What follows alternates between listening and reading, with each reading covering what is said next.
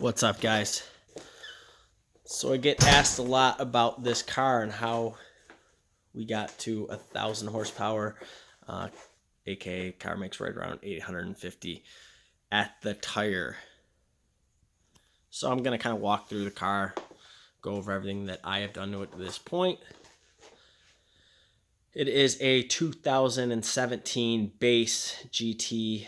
The only factory options are a gloss black roof, performance pack, obviously, which gets you the Brembos, 373 torsion rear end, and all the other stuff that goes with that. Also has Recaro seats. It is a MT82 car. I know the automatic is faster, but this is my preference. The car is on Airlift Performance 3P management. SCT mounted up there. Car is tuned by VMP Performance. Joe down there does the tuning on the car. He does an awesome job. I highly recommend those guys for any TVS car. That's an Anarchy Motive shift knob, grabber blue. It also has EcoBoost gauges in it, just so I have a boost gauge.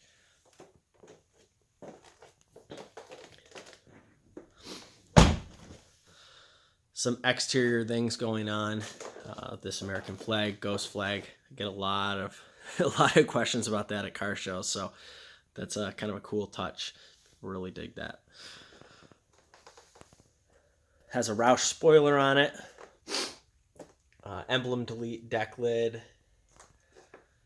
And the satin black exhaust tips.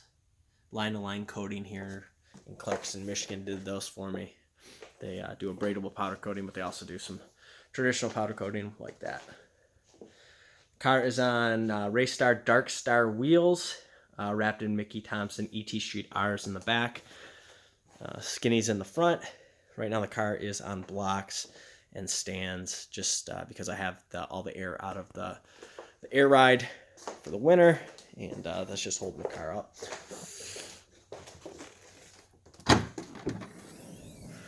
Airlift is all tucked away. Have the tank is mounted up above, but the rest of the system you can't really see is all mounted down below, nice and clean. Everything's tucked away, so really all you can see is the tank. Still got usable trunk space, which is nice.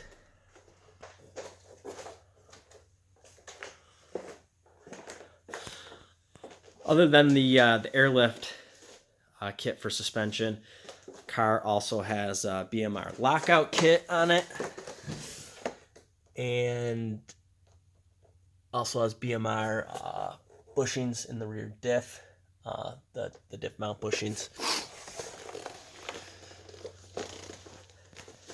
The MT82 has a RXT clutch in it. Went to an RST after the stocker got killed. That lasted about 1,000 miles before it started slipping, so I swapped in an RXT here in the garage last winter, which held awesome all summer.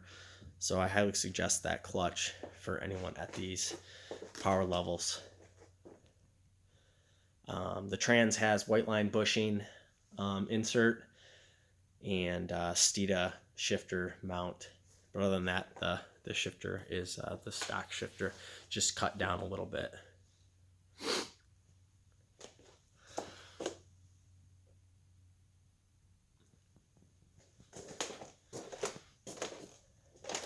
Front, just a blacked out pony, and then this is the splitter that I make here.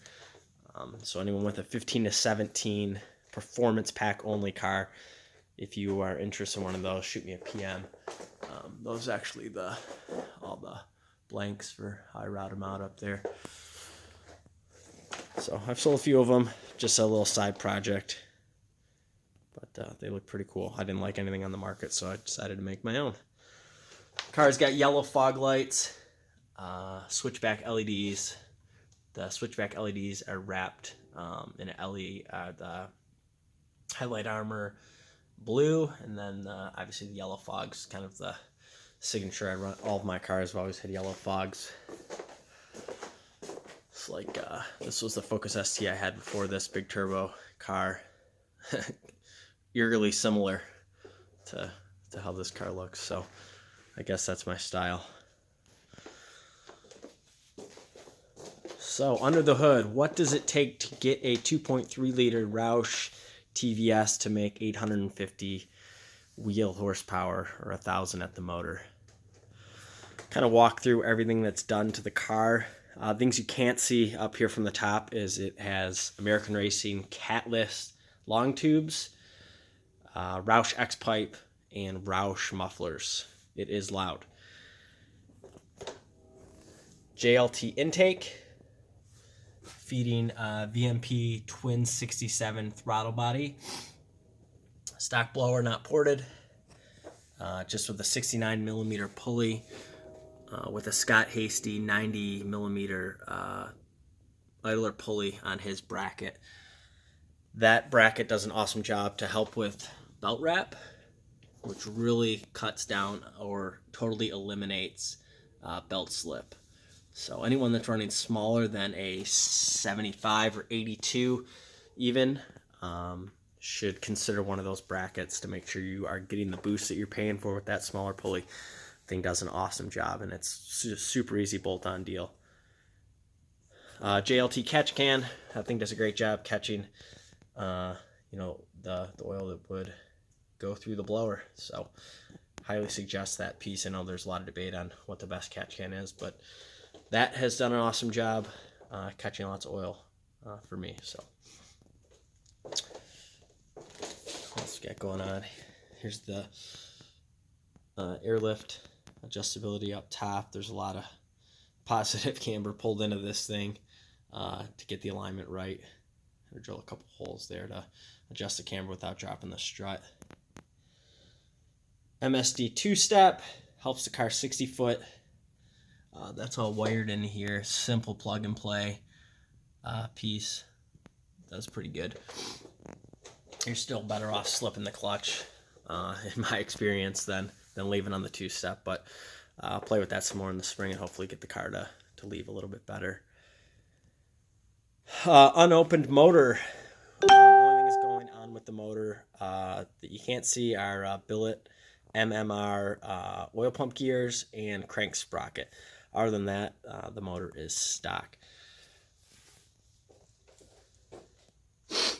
It has a Sili fuel system in it. That basically comes up and feeds the stock rail, and then gets fed back around to the fuel pump or fuel pressure regulator that is boost referenced. So as the car sees more boost, it adds a little more fuel pressure to keep up with fuel demands. ID1000 injectors, we're about at the limits of what those injectors will do at this power level. So if we push any harder in the spring, we'll have to go to 1300s. But this Sili kit is a twin GT 350 pumps, and it does an awesome job. We still got a little bit of fuel headroom, so I'm pretty impressed with that kit for what it is. I know there's a couple options out there for fuel kits for these cars, but that one has served me well to this point. Other than that, like I said, the car is tuned by VMP Performance. We have gone through lots and lots of revisions. The car runs on E85. And other than that, it is a car you can drive every day to work if you wanted to. Obviously, I don't. It's more of a weekend car for me. I drive it to work, you know, once a week in the summer if it's nice out. Cars and Coffee, you know, cruiser. A little bit of fun Mexico stuff, but not much. So that's it. Anyone has any questions, leave them in the comments, and I will do my best to answer any questions you guys might have. I'll be posting more videos of the car going back on the dyno here once the winter's over. We got a couple more things, small things coming up for it. But that's about it. Thanks.